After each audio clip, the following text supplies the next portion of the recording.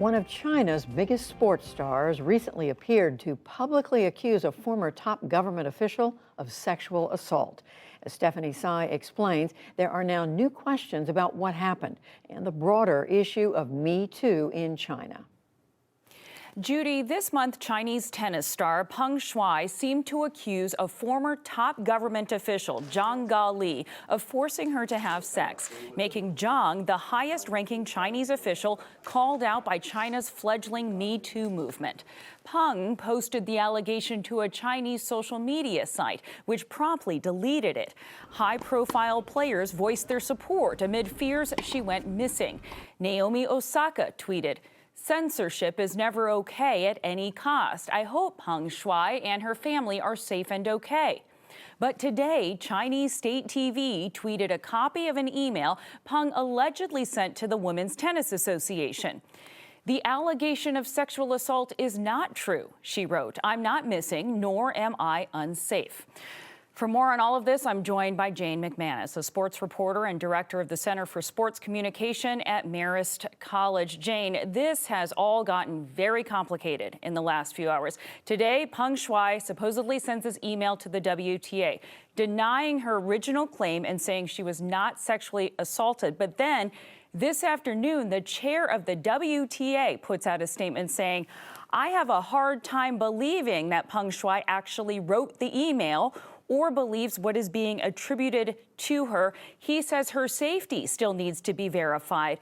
What do you make of all of this? Well, the WTA has been trying a lot of different avenues to try to make contact with Peng Shuai, and they have not been able to do it. So to have an email which says very curious things like, "I am safe and resting at home," which seems to be not the case, I think it raises questions for them about the veracity of this email, how it was written, under what circumstances somebody might have written this email. Jane, China is an enormously important market for U.S.-based sports leagues. Were you surprised to see the chair of the WTA, Steve Simon, double down on demanding an investigation on behalf of one of its players?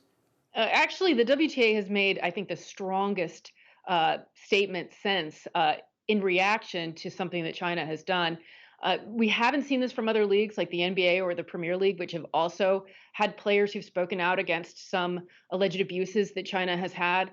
The WTA is really risking a lot here with its relationship with China. It has at least 10 tournaments in a normal pre COVID year in China, top tier. It also has major sponsors who are Chinese companies. So risking millions, if not more, when risking this relationship. I think the WTA and certainly Simon's statement says that the WTA values some of these underlying values of the league a little bit more than it's going to value the money.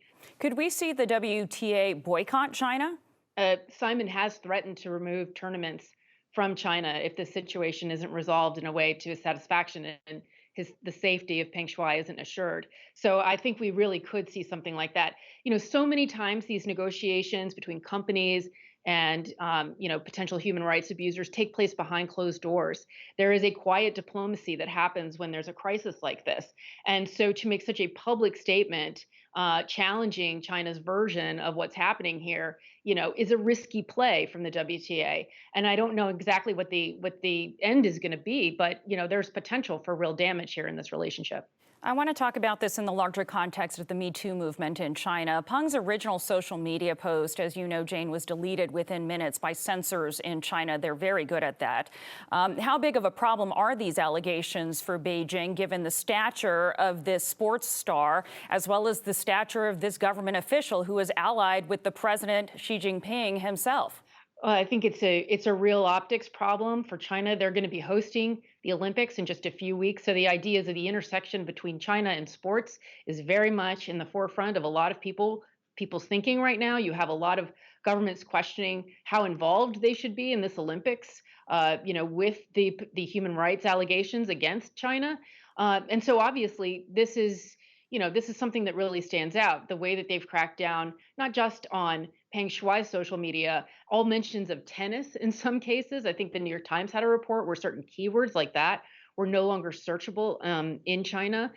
But this has happened, with the larger Me Too movement as well, where key phrases related to feminism, related to sexual assault allegations or Me Too have also been censored. So this is a tactic, that China has used to crack down on dissent. Which is part of the thing that actually sparks the critique that it then has to try and censor. Sports reporter Jane McManus, thank you for joining the NewsHour. Appreciate it. Thank you for having me. And we will continue to follow that story.